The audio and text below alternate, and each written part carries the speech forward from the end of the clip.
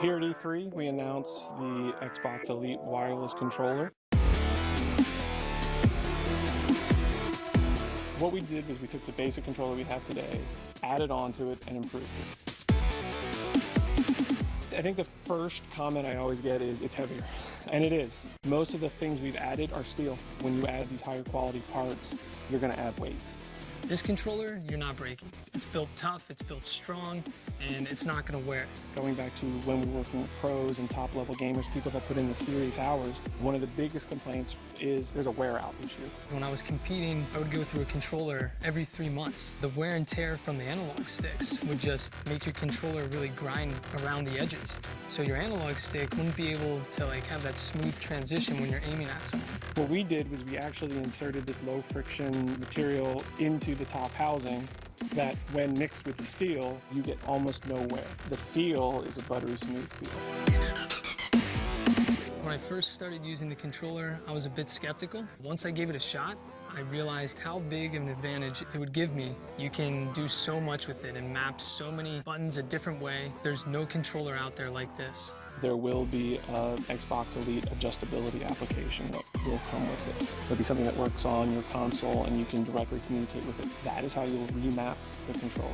You will be able to adjust your ABXYs, your digital inputs, your D-pads, your bumpers, your triggers will all be able to be remapped. We will actually store everything on the controller itself. It's not stored in the console, which means there's no lag. Anything you adjust in the application, you can then save it, name it. Not only can you have the one profile on here, you can actually save two. You can have one called Halo Run and Gun and one called Halo Warthog. You simply move the key the other direction within a single duty cycle, which means instantaneously or faster than you can move the switch. It'll already move over the new key mapping, zero lag. As soon as you're out of the Warthog, pop it back over, you're back to Run and Gun.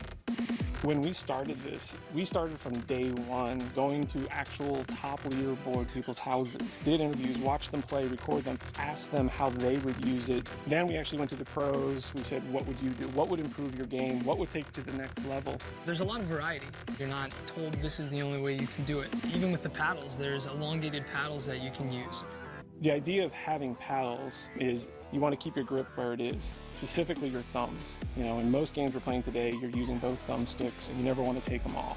Most of us on the pro team will set this top left paddle to the X button. That's the ability for thrust when you're playing on bumper jumper. So we're able to hit the paddle in the back and keep that smooth transition on our opponent. We really went overboard, we think, on everything to say what would make it fit for you as an individual gamer. The customization is endless. There's thousands of ways you can set up this controller. There is 4 paddles. There's 2 that we call the shorters and 2 that we call the longs. That's these ones down here. Hair triggers is a new thing that we added where it's physical travel or 50% travel. Simply put, it's a mechanical stop. What that gives you is not only does it shorten the distance, but there's actually, because there's a hard wall behind it, it gives you a slight rebound. Then it'll come with 2 D-pads, one this multi-facet one, as well as the traditional cross. They are replaceable, they are removable, they're swappable, you can do them however you want. It's the same with the thumbsticks. You can pop these off and you can place an elongated thumbstick, and that'll actually help you to move less and have that perfect precision aim across the map if you're trying to snipe somebody. We're going to sell it with different shapes. We're going to work with partners to have different shapes. It does work the same way they always have, which means you still have a digital input, full analog movement. You're letting yourself tweak it just a little bit to give you that edge so you feel better, you play better.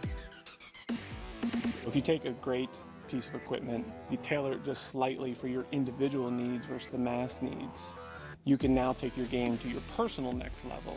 Anyone can benefit from that. You don't have to just be a professional gamer. However, there is a growing market for esports. There is a growing market for competitive play. What we built here, we believe can do both. We're really, really excited to launch this. I think from day one, ground up, we designed this with the pros and the aspirational esport enthusiasts in mind. It's not about how Microsoft or Xbox is telling you how to play. It's not how a game title is telling you how to play. It's customizable to the way you want it, for the way you play.